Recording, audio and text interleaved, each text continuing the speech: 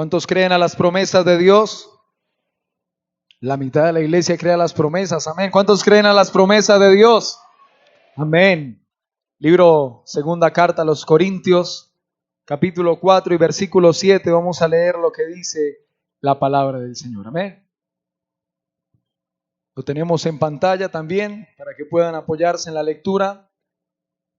Y vamos a leer lo que dice la Biblia. Dice: pero tenemos este tesoro en vasos de barro, para que la excelencia del poder de Dios y no de nosotros, que estamos atribulados en todo, mas no angustiados, en apuros, mas no desesperados, perseguidos, mas no desamparados, derribados, pero no destruidos, llevando en el cuerpo siempre por todas partes la muerte de Jesús, para que también la vida de Jesús se manifieste en nuestros cuerpos. Porque nosotros que vivimos siempre estamos entregados a muerte a causa de Jesús, para que también la vida de Jesús se manifieste en nuestra carne mortal.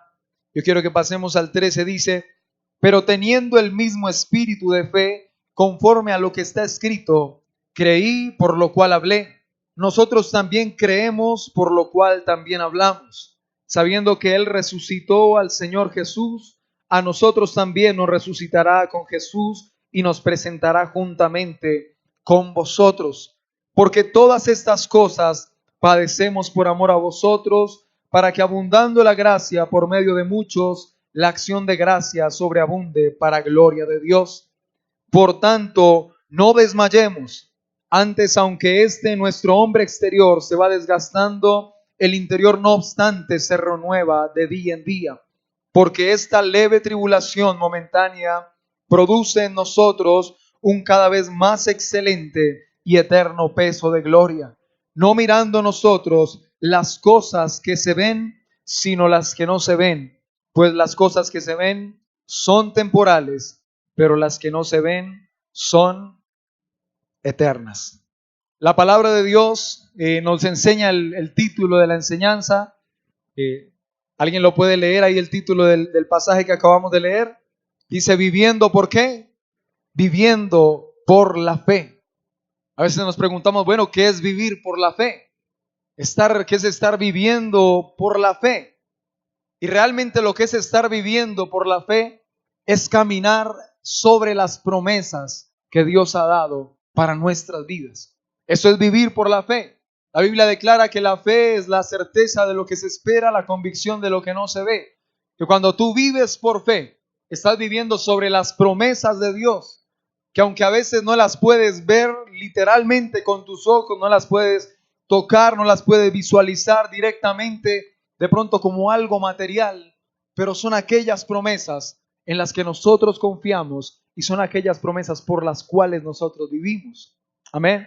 Dice la Biblia que nosotros debemos aprender a vivir por fe y a poner nuestros ojos ¿en quién? En Jesús, el autor y consumador de la fe. Pero inicia Pablo en esta carta a los Corintios en el versículo 7, diciéndole que vivan por fe a la iglesia de Corinto. Le dice: pero tenemos este tesoro en vasos ¿de qué?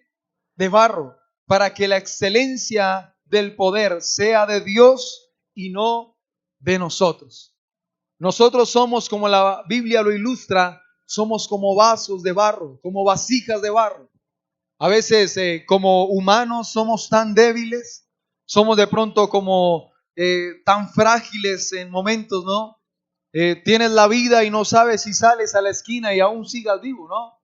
Hay mucha gente que pasa de un lugar a otro y hubo un accidente, hubo un problema, hubo de pronto un enfrentamiento entre grupos armados y hasta allí llegó su vida. Y somos muy frágiles realmente en nuestra vida. Somos como aquellas vasijas de barro que son frágiles. Si usted deja una vasija de barro por ahí medio puesta en algún lado, se cae, ¿y cómo queda la vasija? Pues hasta ahí nos llegó la vasija. La vasija de barro es una vasija que es frágil, que es débil, que tiene ciertas falencias, que a veces tiene grietas, que a veces tiene de pronto momentos o tiene partes en su estructura que son débiles y que si se cae y no tiene un cuidado especial, finalmente se va a ¿qué? Se va a romper. Y cuando la Biblia dice que tenemos este tesoro en vasos de barro para que la excelencia del poder sea de quién? De Dios y no de quiénes, de nosotros. ¿Cuál es el tesoro que Dios ha puesto en nuestra vida? ¿Cuál es el tesoro que Dios ha puesto en nosotros como seres humanos? ¿Cuál es el tesoro que Dios ha puesto en nosotros como sus hijos, como su iglesia? Pues mi amado hermano, te quiero decir que el tesoro que Dios ha puesto en nuestras vidas, el tesoro más hermoso, más grande, más precioso que Dios pudo poner en nuestros corazones y en nuestra vida, fue el Espíritu Santo de Dios. Dice la Biblia que Él ha sido el consolador, que Él nos ha enviado, que Él nos va a enseñar cuáles cosas, algunas cosas, que Él fue enviado para enseñarnos todas las cosas, el Espíritu Santo de Dios, y para que nosotros, por medio de Él, aprendamos de Dios, podamos seguir adelante, podamos seguir viviendo esta vida por fe. A veces nos ponemos a pensar y decimos, bueno, la vida con Dios a veces es un poco difícil, ¿no? De pronto te dicen y dicen, ese es el cristiano, ¿no? Le decía un pastor una vez que le decían en el colegio, ese es el aleluya, ese es el cristiano. A veces sufrimos de pronto por lo que creemos y por lo que declaramos en nuestra vida. A veces no es tan fácil ser cristiano porque vas por la calle y de pronto el mundo te señala y te dice, ¿usted es el cristiano? Sí, yo soy cristiano. Estás en el trabajo y te dicen, ¿usted es cristiano? Y decimos, sí, soy cristiano. Estás en la universidad, en el colegio, ¿usted es el cristiano? Sí, yo soy cristiano, yo creo en Cristo. Pero yo el otro día lo vi que usted se le salió una mala palabra, ¿no? Yo el otro día lo vi que usted estaba mirando cosas que usted no tenía que mirar. Yo el otro día lo vi que usted tuvo una actitud fea frente a sus compañeros. Yo el otro día lo vi que usted de pronto no fue cortés con una persona que lo estaba saludando, cualquier cosa. Y a veces todo ese tipo de cosas nos dicen, wow, somos débiles, cometemos fallas, cometemos errores, tenemos falencias, tenemos grietas. Pero la Biblia dice que el tesoro de Dios se ha puesto en esos vasos de barro. Que Dios nos ha escogido a nosotros, la iglesia, como dice la palabra, que Él escogió de lo vil y menospreciado para avergonzar a los sabios, a los que se creían con sabiduría, a los que se creían que tenían todo el conocimiento, que Dios ha escogido a esas vasijas de barro, que el alfarero nos ha formado a nosotros para que llevemos el preciado tesoro que es la presencia del Espíritu Santo de Dios. ¿Cuántos tienen la presencia del Espíritu Santo? Y cuando la palabra declara que hemos sido escogidos como vasos de barro y que a veces en el trasegar de la vida, en el transcurrir de la vida, somos de pronto débiles, somos de pronto falentes, cometemos fallas, cometemos luchas, tenemos dificultades, pues la Biblia declara que somos vasos de barro para que, como dice ahí en el versículo 7, para que la excelencia del poder sea de ¿quién? Sea de Dios y no de nosotros. Para que podamos entender como iglesia que lo que tenemos y que la excelencia de lo que somos no es de nosotros, sino es de ¿quién? Del poder de Dios. Que no porque somos cristianos miramos al resto como por debajo del hombro, ¿no? Que porque no porque somos cristianos y tenemos la bendición de Dios, no vamos ahí de pronto a pensar mal de los demás y decimos, no, pero yo soy cristiano y ese es un mundano que se está perdiendo los placeres del mundo. No, sino que nosotros somos vasos o vasijas de barro, somos débiles, tenemos falencias, tenemos fallas, luchas, tenemos dificultades en nuestra vida, pero Dios te ha escogido a ti, mi amado hermano, y me ha escogido a mí para que seamos nosotros aquellos que tengamos el tesoro del Espíritu Santo. Qué privilegio tan grande es tener el tesoro de Dios en nuestro corazón. Qué privilegio tan grande es poder sentir su presencia cuando tienes un momento de intimidad con Dios. Qué tesoro tan grande es poder en un momento de lucha, de angustia y de dificultad, poder ir a la presencia de Dios y descargarse y decir, Señor, hoy estoy aquí, Dios, no puedo más, Señor. Siento que no puedo ir más allá, Dios, pero confío, Señor, en que tu mano poderosa y en que tus promesas son las que me sostienen. Como decía la canción que cantábamos hace un momento, es tu amor el que me sostiene, es tu amor el que me levanta, el que me da paz, Señor, el que me llena de seguridad, Ese es tu amor en mi vida, Señor. Que a pesar de todo lo que pueda pasar en nuestra vida o en nuestra familia y en lo que vivimos a diario, sabemos que la excelencia del poder es de Dios y no de nosotros. Que no es por nuestras habilidades, que no es por nuestras, de pronto, capacidades, talentos, sino que todo es del poder y de la excelencia de Dios que está en nuestras vidas. Que podamos entender que lo que tenemos es por misericordia de Dios, que debemos ser buenos administradores de la gracia de Dios, que lo que hemos recibido de Dios es por su misericordia y no de pronto porque nosotros seamos muy buenos. A veces decimos, bueno, no, pero yo casi no tengo luchas, dificultades, yo a veces como que ni peco, ¿no? Y se pone uno a pensar, yo soy como medio santo a veces, ¿no? Pues mi amado hermano, si estás pensando eso, vamos por el mal camino. Porque ciertamente si vienes a recibir de Dios, es porque has reconocido que necesitas del perdón de Dios. Es porque has reconocido que necesitas ser ministrado y enseñado por Dios. Es porque has reconocido que necesitas ser guiado por Dios. Por eso dice su palabra que aquellos, ahí más atrás, si lo quieren leer en la casa, en los versículos iniciales del capítulo 4, dice que nosotros que hemos recibido por misericordia a Dios, son los que tenemos el privilegio de llevar el tesoro de Dios, que es la presencia del Espíritu Santo. Pero que aquellos que no lo recibieron, aquellos que se dejaron llevar por su conocimiento, se dejaron llevar de pronto por sus capacidades humanas, por sus capacidades intelectuales, dice que a ellos fueron confundidos y se les ocultó la revelación de Cristo. Yo quiero que lo leamos por un momento. En el versículo 3 ahí del capítulo 4. Dice, pero si nuestro evangelio está aún encubierto, entre los que se pierden está encubierto, en los cuales el Dios de este siglo cegó el entendimiento de los incrédulos para que no les resplandezca la luz del evangelio de la gloria de Cristo, el cual es la imagen de Dios. Que si tú has recibido de Dios y has reconocido y dices, Señor, realmente soy frágil, Dios.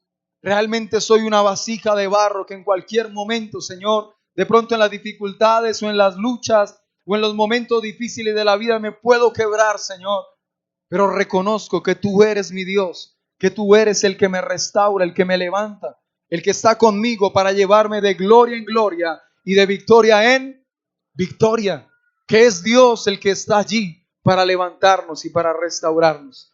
Y yo quiero decirte de parte de Dios, mi amado hermano, en esta mañana, que Dios ha venido para darte una palabra de aliento, para decirte que si estás atravesando por luchas, si estás atravesando por dificultades, si estás atravesando de pronto por un momento difícil, pues el Señor te dice que la excelencia de su poder es la que se perfecciona en ti y que todo aquello que estás viviendo es solamente por un periodo de tiempo y que vas a ver la gloria de Dios en tu vida y en tu familia. ¿Cuántos dicen amén?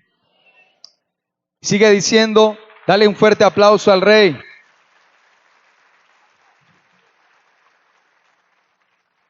Y lo primero que Dios anhela que entendamos es que somos, de pronto, ¿cómo sería la palabra? Necesitamos de Él, somos dependientes de Él en todos los aspectos de nuestra vida. En todos los aspectos de nuestra vida somos dependientes de Dios. Dios es nuestro consolador cuando estamos tristes. Dios es nuestro ayudador cuando estamos de pronto como que ya tiramos la toalla. Dios es el que nos levanta y el que nos restaura cuando nos sentimos débiles, cuando nos sentimos de pronto que no queremos seguir adelante.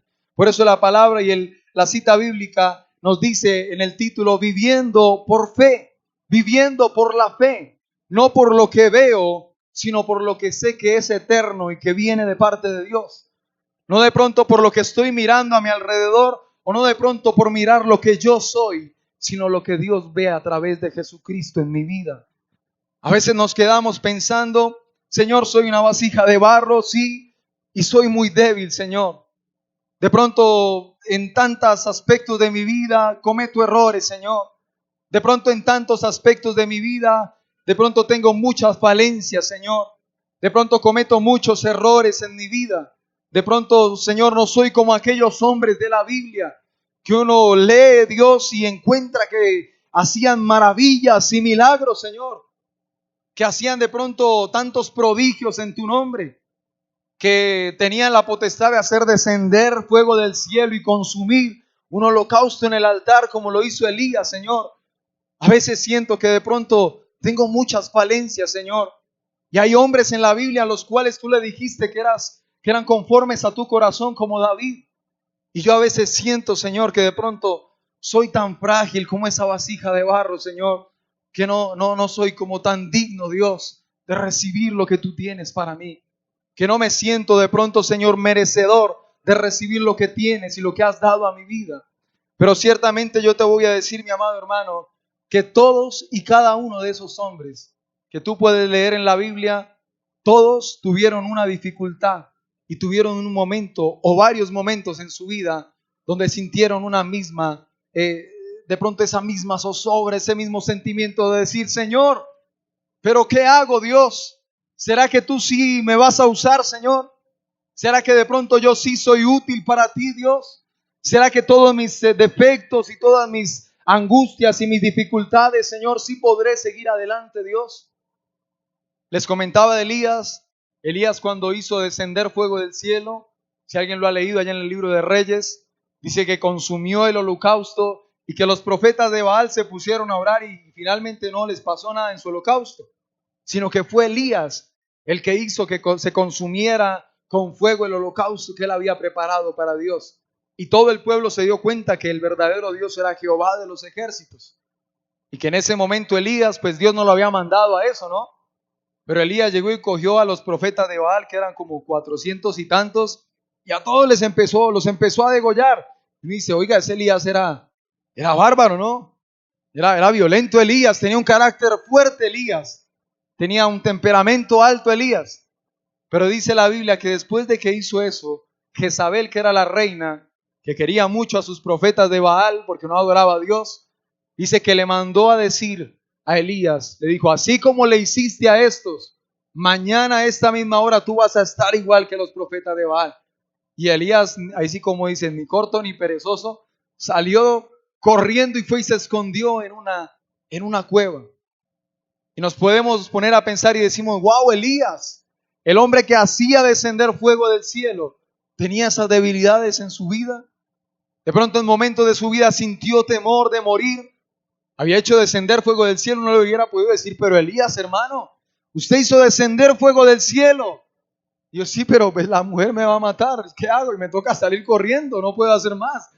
Sí, Elías tenía el poder de Dios, Elías hablaba una palabra y Dios lo respaldaba. Pero Elías también tenía luchas en su corazón. Sentía tal vez en momentos inseguridad, sentía tal vez en momentos miedo. Y cuando él salió corriendo, si alguien lo ha leído, pueden leer que él va y se esconde ¿en dónde? En una cueva, y está ya escondido y dice, no, aquí no me encuentra esa mujer, porque mandó un operativo de todo su ejército a buscar a Elías. Dijo, no, aquí yo me salvo y aquí no me encuentra. Y Elías estaba allá y Dios tiene que hablar con él. Dios tiene que hacerlo salir de allá. Decirle, Elías, tranquilo, yo estoy contigo. Yo soy el que te sustento y el que te levanto, Elías. No tengas miedo, no tengas temor, porque soy yo tu Dios. Y Elías, ese gran hombre, tan importante, con un poder de Dios tan grande, también tuvo dificultades en su vida. También tuvo problemas y tuvo luchas en su corazón. Y también tenía defectos. Decimos, Señor, bueno, hay otros hombres grandes en la Biblia, Señor. Ah, sí, ahora sí sé, Señor, David. David era un hombre que tú dices que era conforme a tu corazón, Señor. Ese hombre era conforme a tu corazón porque te adoraba y te exaltaba como de pronto ningún otro hombre lo hizo en la Biblia, Señor. Pero por eso te digo, Señor, que a veces me cuesta de pronto ser merecedor de lo que tú me das, Dios. Y te pones a ver la vida de David y David de pronto no era como de pronto a veces lo tenemos en visión, ¿no? Vemos todos los hombres de la Biblia ya. Pablo, Elías, David, Pedro, todos los hombres de la Biblia ya. Y decimos, wow, esos son grandes hombres de la Biblia. Abraham, el padre de la fe. Grandes hombres de la Biblia. Con un poder de Dios sobrenatural. Con una unción de Dios muy especial. Decimos, Señor, a mí me queda difícil de pronto llegar a ser como ellos. Pero David era un hombre que cometió errores y cometió fallas, desaciertos en su vida. El hombre conforme al corazón de Dios fue el hombre que adulteró con una mujer y luego de adulterar con esa mujer fue y mandó al jefe del ejército que enviara al marido de ella al frente de la batalla para que lo mataran. ¡Wow! Ese es el hombre conforme al corazón de Dios. Ese es el hombre que Dios decía, este es el hombre que es conforme a mi corazón. Ese es el hombre que es el conforme al corazón de Dios. Y cuando te pones a mirar, dices, sí, la Biblia lo declara. Ese es el hombre conforme al corazón de Dios. Pero ¿por qué David era un hombre conforme al corazón de Dios? Te voy a decir por qué David era un hombre conforme al corazón de Dios. Porque siempre que David cometía algún error, siempre que David cometía alguna falla, siempre que David tenía alguna dificultad, tenía algún problema, como decimos nosotros, siempre que David la embarraba delante de Dios y cometía un error, David hacía algo que de pronto algunos otros no hacían.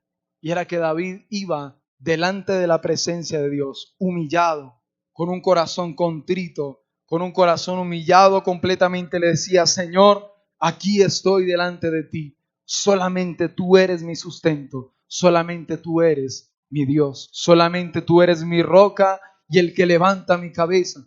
Decía David, escudo eres alrededor de mí, Señor, mi roca y el que levanta mi cabeza. En todo momento David decía, alzaré mis ojos a los montes. ¿De dónde vendrá mi socorro? ¿Mi socorro viene de quién? De Jehová que hizo los cielos y la tierra. ¿Por qué David, si cometía tantas fallas, si cometía tantos errores en su vida, era un hombre conforme al corazón de Dios? Porque David sabía ir delante de la presencia de Dios arrepentido, con un corazón contrito y humillado, y decirle, Señor, soy tuyo, Dios. Dios está buscando hombres que no sean perfectos, sino que cada día que cometan un error, una falla, que fallen a Dios, que cometan de pronto algo que no le agrada a Dios, que vayan delante de su presencia y puedan ir y ser restaurados y ser levantados. A veces pensamos que Dios está allí mirándonos cuando cometemos fallas y está de pronto a veces como la mamá, ¿no? Que uno llegaba a la casa y se perdió unas 3 materias y ¿cómo estaba la mamá? Feliz. Estaba ya esperando con la chancla. Venga a ver, mijito, para acá, ¿no? ¿Qué fue lo que usted hizo? ¿Cómo así que se perdió 3 materias? Y tenga, ¿sí? A veces pensamos que Dios es el Dios todopoderoso, que es todopoderoso, amén, pero que está allá en los cielos y que cada vez que de pronto fallamos o de pronto caemos en algo, que está Dios allá listo con el, ahí sí como dicen los abuelitos, con el juguete ahí listo para darnos. Y ese no es Dios. Ese no es el amor de Dios sobre nuestras vidas, sino que el amor de Dios sobre nosotros es que así caigamos, así fallemos, así cometamos errores, tengamos dificultades, Dios siempre está ahí para levantarnos y para restaurarnos. Es como el niño que está aprendiendo a caminar. El niño que está aprendiendo a caminar de pronto da un paso y de pronto va a dar el otro y se cae y se golpea, ¿no? Y entonces ahí se pone a llorar el niño. ¿Y quién está ahí para levantarlo? Su papá, su mamá. Están sus padres allí para levantarlo y decirle, bueno, tranquilo, vamos a seguir otra vez adelante. Da el siguiente paso. De pronto ya aprende a correr, ¿no? Y cuando aprende a correr se tropieza con una piedra por la calle y otra vez. Pero siempre va a estar papá y mamá allí para levantarlo y para restaurarlo. Yo quiero decirte, mi amado hermano, en esta mañana, así tú caigas, así tú de pronto falles a Dios, así de pronto cometas errores, tengas luchas en tu vida, en tu familia, tribulaciones, distintas cosas, distintas de pronto dificultades que se puedan presentar en nuestra vida al diario vivir. Pero siempre va a estar Dios ahí para levantarnos. Él siempre va a estar para restaurarnos. Dice su palabra que 7 veces cae el justo, pero 7 veces ¿qué? Jehová lo levanta. Y no solamente 7 veces. El Señor le dijo algo interesante a Pedro. Le dijo, Señor, o sea que 7 veces tenemos que perdonar a nuestro hermano que peque contra nosotros, Señor. Y Jesús le dijo, no te digo 7, sino hasta 70 veces 7. ¿Y tú crees que si Dios nos pide a nosotros, como humanos, como seres limitados, que perdonemos hasta 70 veces 7, o sea, dijeron los matemáticos, 490 veces, ¿Será que Dios no nos va a perdonar cada vez que vayamos delante de su presencia? ¿Será que Dios no nos va a levantar y nos va a restaurar cada vez que vayamos delante de Él? Pues te voy a decir algo, mi amado hermano. Dios es un Dios de amor que tiene sus brazos abiertos para recibirte y decirte: aquí estoy, levántate, sigue adelante, confía en mis promesas, porque yo soy tu Dios que te sostiene y te toma de tu mano derecha. Y ese es nuestro Dios. No es el Dios que te está juzgando a toda hora. Dice: Andrés, ¿usted por qué hizo eso? ¿Usted por qué fue allá y habló de esa manera? ¿Por qué vio eso? ¿Por qué hizo lo otro o aquello? Y está allá, no el Señor sino que Dios es uno que está a nuestro lado y nos dice: tranquilo, levántate, yo sigo a tu lado. Te puedes caer 1000 veces, pero 1000 veces te voy a levantar. Te puedes caer de pronto muy profundo, pero la Biblia dice que Él es el que rescata del hoyo tu vida y te corona de favores y de misericordias. Que aprendas a recibir el amor de Dios, el perdón de Dios. A veces como cristianos es tan difícil poder recibir el perdón de Dios, porque decimos: Señor, fallé, Señor, caí, Dios, Señor, cometí este error y este otro, Señor. No me siento digno de ir a tu presencia. No me siento digno de pronto de orar, de leer tu palabra, porque me siento como un hipócrita. Porque Satanás, cada vez que caes, ese sí está señalándote. Te dices: oiga, hermano Tomás, usted el otro día estuvo por allá, hizo lo que a Dios no le agradaba, ¿no? Y ahora sí viene aquí a la iglesia el domingo y levanta sus manos y adora al Señor. Oiga, Andrés, pilas, que usted el otro día vio algo que no debía ver y que no le agradaba a Dios. Y ahora sí viene y se para allá al frente a predicar. Y está Satanás todos los días ahí acusándonos. Pero si aprendemos a recibir el perdón de Dios en nuestra vida, podemos ser libres y podemos poner las promesas de Dios que se cumplan en nuestra vida y en nuestro corazón. Porque Dios no es el que te juzga ni el que te señala, sino que Dios es el que restaura, el que levanta, el que transforma y el que te dice: tú eres mi hijo y te voy a llevar hasta el final en gloria, en victoria, hasta el día de Jesucristo. ¿Alguien puede recibir esa palabra? Dale un fuerte aplauso al Rey que vive. Pero dice más adelante la palabra del Señor, dice en el versículo 8, que estamos atribulados ¿en qué? En todo. Dijo el Señor Jesús: en el mundo tendréis aflicción, pero confiad, ¿porque qué? Porque yo he vencido al mundo. Y sigue diciendo la palabra que estamos atribulados en todo, mas no angustiados, en apuros, mas no desesperados, perseguidos, mas no desamparados, derribados, pero no destruidos. Cuando puedes aprender a descansar en esa promesa, es cuando Dios te dice: ahora sí estás viviendo por fe, ahora sí estás viviendo en lo que crees y lo que declaras con tu boca. Ahora sí estás viviendo en lo que puedes creer y lo que dice la palabra. Estás viviendo por fe, estás caminando en las promesas de Dios. A pesar de las luchas, de los baches, de pronto de las dificultades de la vida, dice: Señor, hoy estoy de pronto atribulado, Señor, pero no estoy desamparado, Dios. Hoy de pronto estoy, Señor, como dice ahí, Señor, estoy derribado, me siento caído, Señor. Me siento derribado en mi vida familiar, me siento derribado en mi vida espiritual. Siento que he caído, Señor, y que de pronto no tengo las fuerzas para levantarme. Pero el Señor dice que puedes estar derribado, pero nunca destruido, porque Él es el que te guarda. Que puedes tener muchas dificultades, pero que cada vez que caigas, Él va a estar ahí como nuestro buen Padre para levantarnos.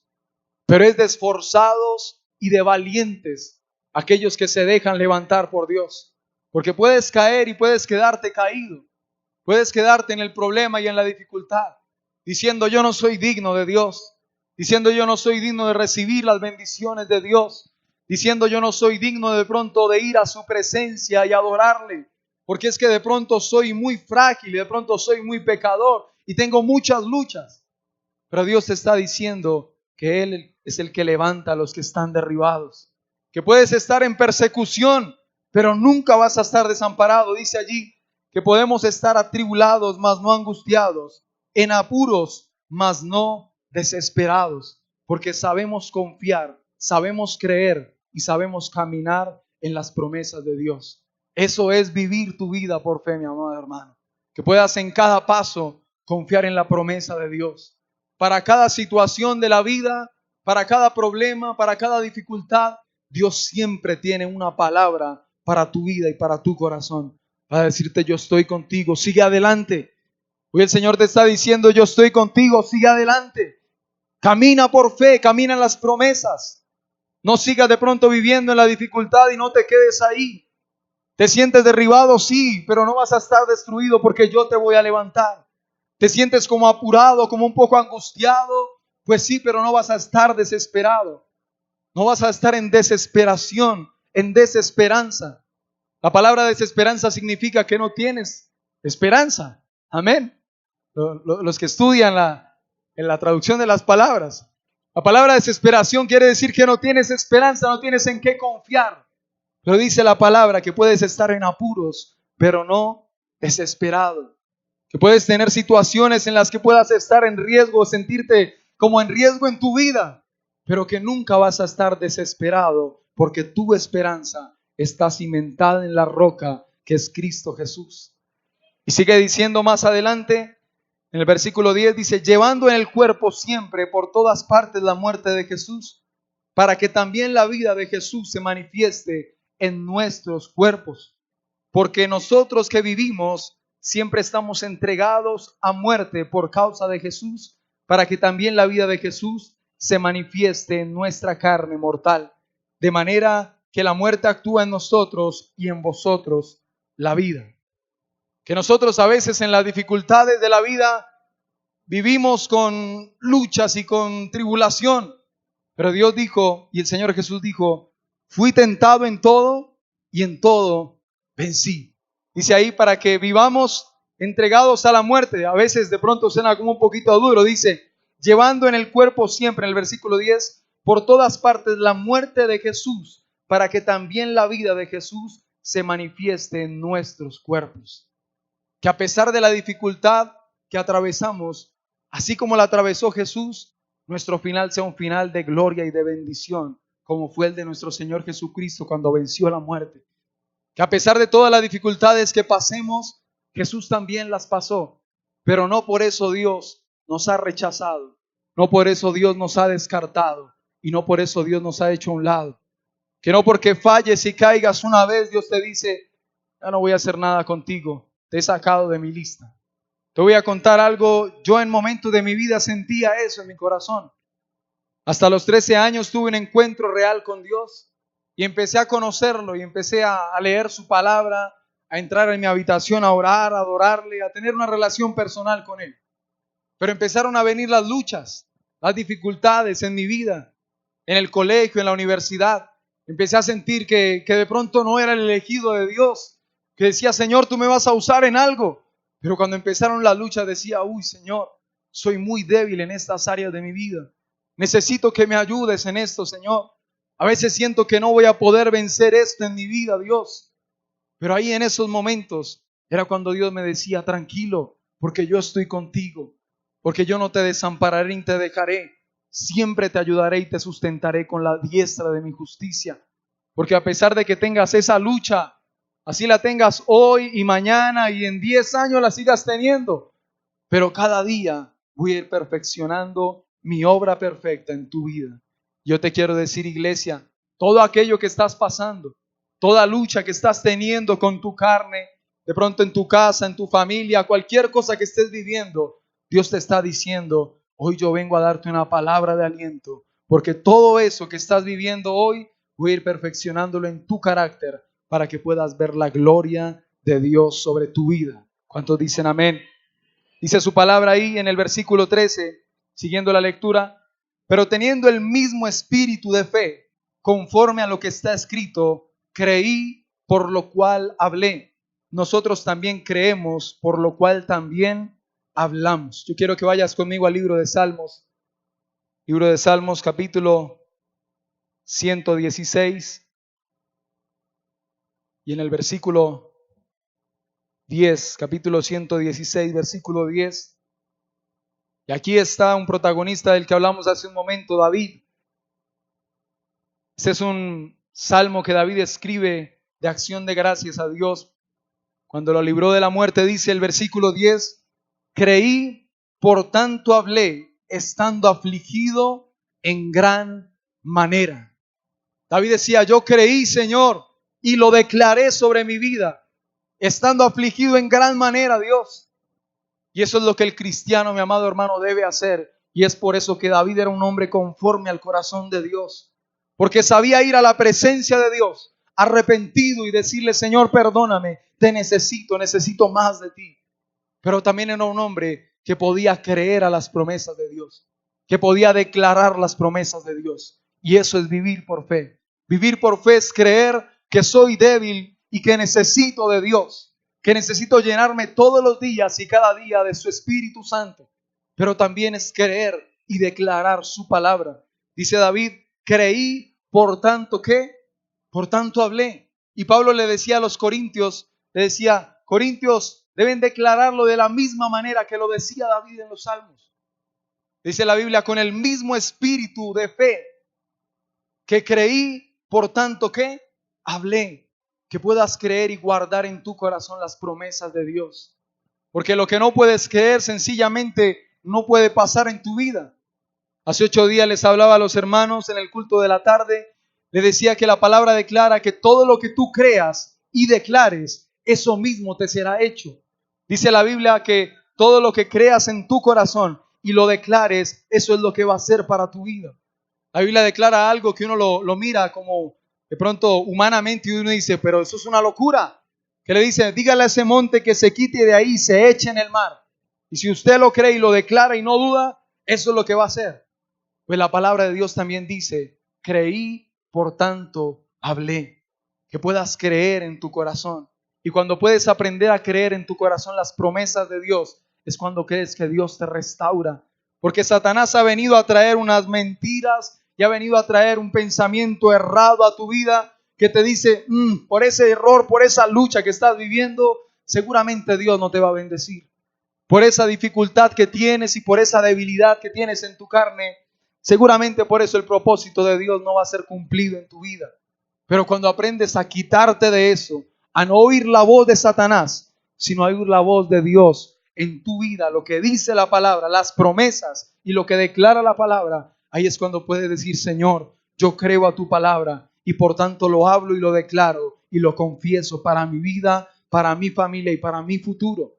Es ahí cuando puedes empezar a ver la gloria de Dios en tu vida y cuando puedes empezar a vivir y a caminar por fe. Cuando no te quedas en el problema y no te quedas escuchando la voz de Satanás que te dice no puedes, no sirves, Dios no va a cumplir el propósito en tu vida así como estás, sino que puedes seguir adelante y puedes declarar las promesas de Dios. David lo sabía y por eso David lo hablaba y decía, Señor, yo creo, Dios, que tú me vas a levantar. Yo creo, Señor, que a pesar de mis luchas, de mis dificultades, tú siempre vas a estar conmigo. Yo quiero que leamos un pasaje también de David en el Salmo 103. Y nos enseña algo también David acerca de cómo Dios nos ve a cada uno de nosotros. Libro de los Salmos, capítulo 103, versículo 14. Leamos del verso 12 al verso 14. Dice la Biblia en el libro de los Salmos, capítulo 103. Cuanto está lejos el oriente del occidente, hizo alejar de nosotros nuestras ¿qué? Nuestras rebeliones. Como el Padre se compadece de los hijos, se compadece Jehová de los que le temen. Porque Él conoce nuestra condición, se acuerda de que somos polvo. A veces crees que Dios te juzga porque no, de pronto puedes creer completamente en sus palabras. Pero Jesús le dijo una vez a sus discípulos, bueno, yo sé que a ustedes les cuesta creer, ¿no? El Señor le decía una vez, le decía a alguien al Señor, le decía, Señor, ayúdame en mi incredulidad, Dios. Ayúdame en mi incredulidad, Señor. Y la palabra declara que Él conoce nuestra condición humana, que somos polvo, que Jesús estuvo en carne y hueso aquí en la tierra y sufrió todo lo que sufrimos, pero que en todo venció. y que esa es la inspiración que tenemos y esa es la esperanza que tenemos. Que en todo lo que suframos y en todo lo que luchemos, eso mismo podemos vencerlo, porque dice su palabra que Él conoce nuestra condición. Por eso te digo, mi amado hermano, que Él no está ahí para juzgarte, para rechazarte, para decirte por qué eres así, por qué no puedes servirme íntegramente, por qué no puedes seguirme íntegramente, por qué cometes errores y una y otra vez caes y caes, ¿por qué lo estás haciendo? Dios no está ahí para decirte eso, sino para decirte, yo soy tu Padre, yo te levanto, yo te restauro, yo te ayudo a que sigas adelante. Y ese realmente es nuestro Dios. Su palabra dice que Él es un Dios ¿de qué? De amor, que Él es un Dios de amor, que Él es fuego consumidor, pero que es un Dios de amor, que es tardo para la ira y grande en misericordia, que Él no te juzga y no te dice, ya no voy a hacer nada contigo porque fallaste, que a pesar de tus errores en la vida, de tus luchas, está Dios diciendo que Él es tardo para irarse y es grande en misericordia. Por eso yo creo que David era un hombre que alababa tanto a Dios. Decía, Señor, tantas veces he fallado, Dios, y no me has descartado, Dios. No has quitado de mí tu Santo Espíritu. David decía algo casi como en desesperación en su vida. Decía, Señor, por favor no quites de mí de tu Santo Espíritu. No me eches de delante de ti, Señor. Por eso David era un hombre conforme al corazón de Dios, porque sabía ir delante de su presencia. Dios está buscando una iglesia que no sea perfecta. No está buscando una iglesia perfecta. Está buscando hombres y mujeres imperfectos que puedan ir a su presencia para ser perfeccionados por Él. Escuchaba una vez y veía una frase en Facebook que me llamó bastante la atención. Decía, la iglesia no es un museo de santos, sino que la iglesia es un hospital de pecadores. La iglesia no es donde vienes a exhibirte, a decir, no, soy el santo de Dios, soy el escogido, nación santa. Somos escogidos por Dios, amén. Pero no es un lugar de exhibición, mi amado hermano. Y la iglesia debe tener esto muy presente, que la iglesia no es un lugar de exhibición donde muestras todas tus capacidades y donde muestras todo lo que eres en la vida de Dios y que eres un gran hombre del Señor, sino que la iglesia es un lugar donde está Dios para restaurarte. Que si vienes aquí, como decíamos al inicio, es porque le necesitas. Hubo hombres en la historia muy soberbios contra Dios. Había un hombre que se llamaba Voltaire, uno de los grandes pensadores, filósofos y científicos que hubo aproximadamente en el siglo XIX. Voltaire dijo algo, dijo, antes de que yo me muera, tengo que dejar que tengo que hacer que la Biblia desaparezca completamente de la faz de la tierra y que ningún hombre más vuelva a leer la Biblia, dijo Voltaire. Eso es lo que tengo que hacer, porque Dios no existe, porque Dios no es real. ¿Quién es Dios? Y algo que a mí realmente cuando lo leí me causó un poco de gracia, es que cuando Voltaire murió, la casa donde él vivía se convirtió en la primera imprenta de Biblias a nivel mundial. Él dijo, voy a destruir la Biblia, nadie más la va a volver a leer. Y cuando él murió, su casa se convirtió en la primera imprenta de Biblias a nivel mundial. Su misma casa donde él había estado hablando de pronto contra Dios, diciendo que Dios no existía, que quién era Dios, pues ahí Dios empezó a hacer la imprenta para que todo el mundo leyera su palabra, leyera lo que él había declarado para el mundo. Y cuando aquellos que están de pronto con corazones duros, endurecidos contra Dios, no reciben, pues el Señor dice, bueno, a los que reciban aquí estoy para darles lo que tengo para ellos. El Señor Jesús le dijo a los judíos, a la casa de Israel vino y no me recibieron. Y como no me recibieron, pues me tocó extenderle la salvación a todo el mundo, para que ellos también recibieran y no se quedaran por fuera. Porque lo que ustedes no quisieron, pues se lo he entregado a ellos. Pero ese es el amor de Dios, que a veces en nuestras dificultades Dios nos levanta y nos restaura, que no nos deja caídos, y es lo que Dios quiere decirte hoy. Te sientes caído, te sientes atribulado, te sientes de pronto con dificultades, con luchas, pues Él no te deja caído, Él no te juzga, Él está para levantarte, para restaurarte y para decirte, vamos adelante, Sigue caminando por fe, sigue caminando sobre las promesas, porque yo te voy a restaurar.